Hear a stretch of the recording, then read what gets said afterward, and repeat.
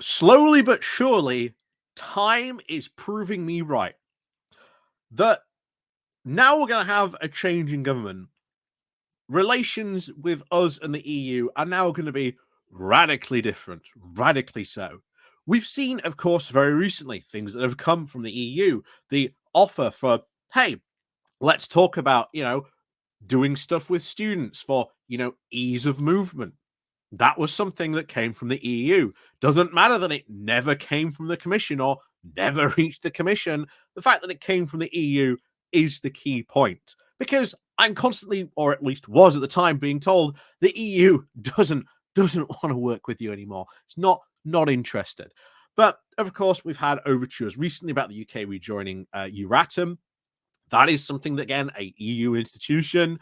And of course, we saw recently EU officials saying, actually, we'd be quite interested in discussing these alignment deals of the psychothantry and the deals to sort of ease more sort of passing at the border. It makes everyone's life a whole lot easier. And hey, we're probably only going to ask, you be in the European court to sort of do that.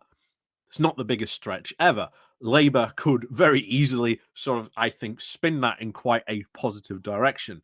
And ultimately, if the Brexiteers come back and say, you are betraying Brexit, you just come back and say, well, actually, how are we? Because, quote, will of the people and all that.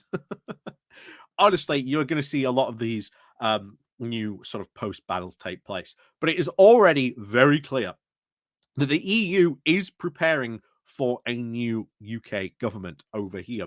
And the fact that, more interestingly, something is going to come up in this article, and oh boy, I wonder how many people are going to try and have to explain their way around this. Because each time one of these things have happened, all of a sudden, people have had to pick up their goalposts and move it in a different direction. Because there's going to be something here I know is going to trigger a lot of people.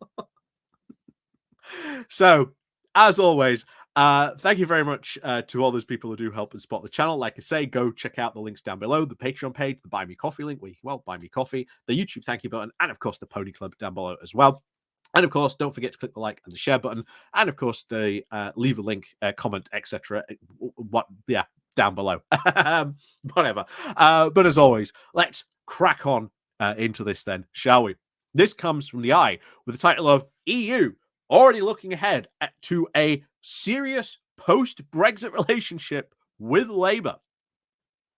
So, from across the channel, European officials are already waiting to see the results of the British general election in July now as a foregone conclusion. Keir Starmer will lead Labour to victory, promising to end over 14 years of cantankerous relations between London and Brussels. These policy implications will be less significant than the changes in the political tone. Keir Starmer has made very clear that as Prime Minister, he would not put reversing Brexit on his agenda. But he is already seen as a leader who can engage closer with the EU to ease trade frictions and be an ally with Brussels on key global issues. So already, these are going to be a lot of really good relations, a lot of resetting of the relationship. And bear in mind, Sunak, to a point, we did talk about this when the Windsor framework sort of happened. That was somewhat of a soft reset to see how far he could sort of go. Now you've got a new government on here. I think Labour is very easily going to see the writing on the wall. We've talked before about you do alignment deals, you do all this kind of stuff, and then you get to a point where you're like, okay, guys, this is Brexit. This is as best as Brexit is ever going to be. Do you really want to continue with this? I think that is maybe what is Labour's ultimate plan. It keeps Brexit, as the word off the agenda, but eventually you do get to a point where you go, this is it. This is as best as it is ever going to be. Are you really sure you want to continue with this, guys? So, Austrian MEP Andres Schneider says that the key factor for the EU is that Starmer can be trusted, saying, What is most important for us is that we can talk to a serious partner, he told the Eye. This means when you agree to something, you stick to it. This is a pragmatic hope, but it is important. We need someone who can make serious commitments and work with us on global challenges like security, migration, and other issues. And we know Keir Starmer, we know he is realistic and reliable, and we know he understands the EU and he is not going to play games with us. Already, the EU is looking at Starmer and the Labour government as a serious partner. The, the idea that then we cannot work together, that we cannot do deals together and do other things now becomes a very serious possibility and a reality that some people have denied for a long time. Because now, Mr. Snyder, who wrote, and pay careful attention here, Mr. Snyder, who co wrote the European Parliament's 2021 bill on the post Brexit trade deal, noted that Starmer has laid the groundwork for repairing relations, including meeting with German Chancellor Olaf Scholz in Berlin and French President Emmanuel Macron in Paris. But he said it is too early to talk about reopening the agreement. At the moment, we just need to start talking and trusting each other, he added.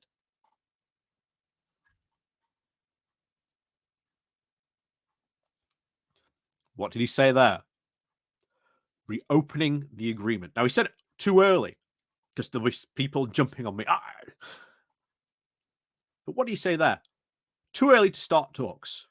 But he's not beyond the realms of possibility. Not beyond the realms that that could very well indeed happen. And bear in mind, this is coming from the very guy who co-wrote it. How now can anyone say the EU is never, ever going to be interested in reopening these agreements and talking and negotiating and working together? Because that's the whole point of the EU. It's difficult being right. It really is. But there you go. Anyway, Paul Adamson, the chair of the EU UK Forum, said that despite many of the priorities on the Brussels agenda, from defence and Ukraine to migration and the green transition, the EU is very keen to engage with the UK.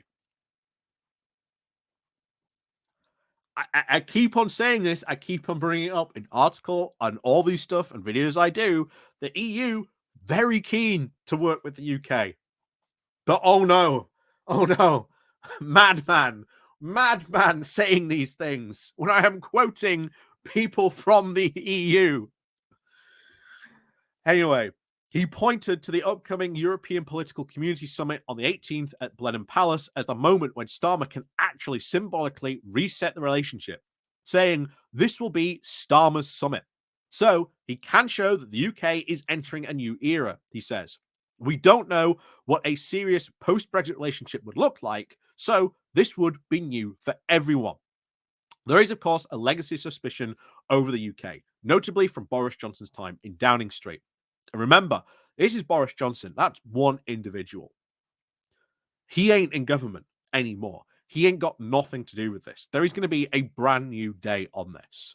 No more Conservatives, no more hardcore Brexiteers, except in the opposition, who are going to have no power to dictate the direction of travel that they are going in. And over time, what happens? These crazy Eurosceptics then get made, as they are being now, and have always been made since 2016, since 2020, to be made to be absolute fools and the clowns that they realize that they always should have been and kept to the sides, and they will be pushed back to the corners of the political spectrum, back very much into the wilderness where they belong, if not out of the Conservative Party completely. So, diplomats also view the Conservative Party as fatally tainted by Brexit, which is seen as a historic blunder. But officials in Brussels do say relations have significantly improved under Rishi Sunak. What did I say earlier? Later, he also concluded his Windsor Framework deal for Northern Ireland. Nevertheless, there is obviously a caution about the Labour government and that they could achieve. Starmer has said he describes the post-Brexit trade deal negotiated by Johnson in 2020 as being far too thin, and promised to, quote, get a much better deal if he is elected. However, he has already set red lines on rejoining the EU single market and customs union, limiting his room for maneuver.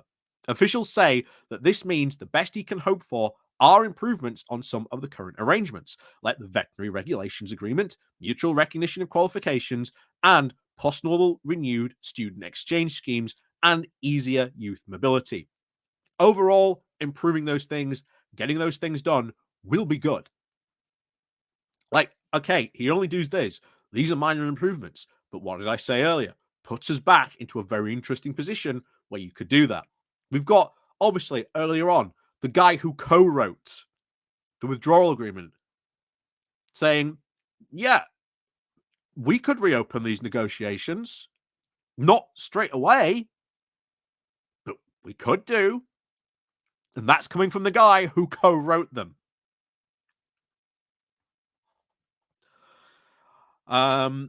So let's finish this off. So one area of potential cooperation is on defence, and Starmer has indicated he does want closer partnership in the suggested a new UK-EU defence body to oversee the current issues like joint operations, procurement of weapons.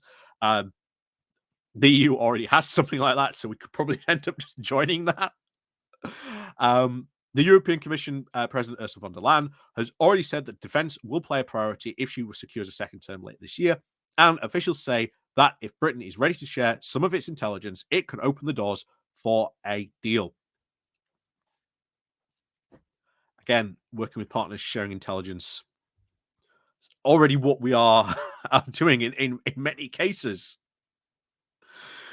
So yeah, once again, time will prove me right. Time is proving me right. But there you go. And remember, that comment came from the guy who was the co-writer of the deal. Yes, he said not straight away,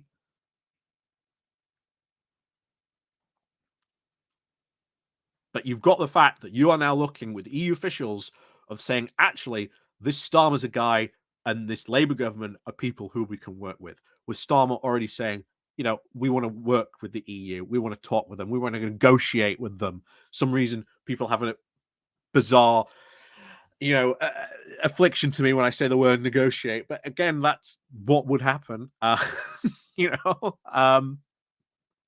so again, I await your comments down below. Look out for the people moving some serious goalposts. But of course, as always, thank you very much for watching. And of course, as always, we'll see you all next time.